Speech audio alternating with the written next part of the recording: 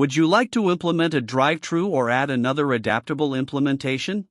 With the PA2 gateway and the brand's audio and video accessories, you can add them. We ran a quick test so you can see how it works. Here, a call would come into this device, we would answer it, and then hang up so the call doesn't get garbled since the devices are very close together.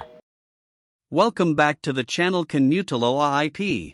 Today we will see how to integrate these accessory kits with the PA2S quickly and easily.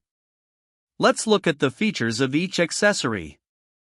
Here they are on the screen.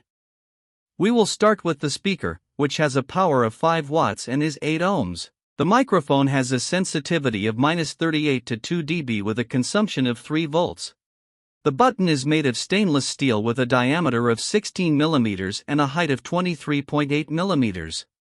Finally, we have the camera, which supports a video resolution of 1280 by 720.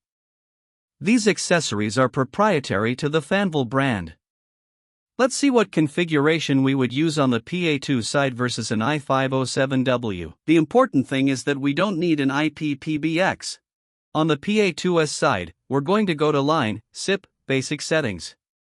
We're going to check this option, Dial without register. We proceed to SIP Global Settings and uncheck this option. We would apply, we go to Function Key and enter the monitor's IP address.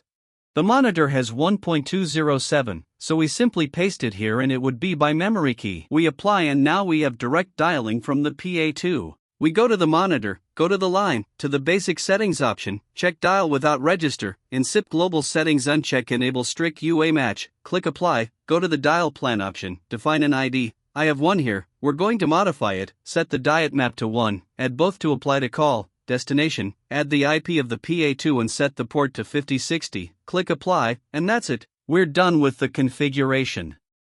If we want to play with the microphone or speaker volumes connected to the PA2, we go to Device Settings, Media Settings, and here we can turn up the microphone or speaker volumes. We can manipulate them here. If for some reason the video is not showing on the monitor side, check the codec H.264 is enabled in video codecs. Also, go to the Device Settings tab, Media Settings in Video Codecs, and make sure it is enabled on this side. Now you should be able to see the video.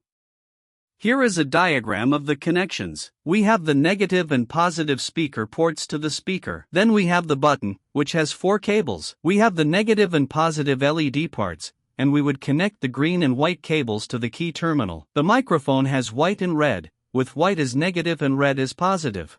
We also have the logical parts that we can connect to an electrical or magnetic lock, since the equipment has a relay. Finally, on the back of the PA2S, we have the port that indicates camera, where we would connect it directly with a UTP cable, allowing us to view the video. Without further ado, I bid you farewell. That's all for today. If you liked the video, you know what to do, leave me a like, subscribe to the channel, and turn on notifications so you don't miss any videos. See you next time.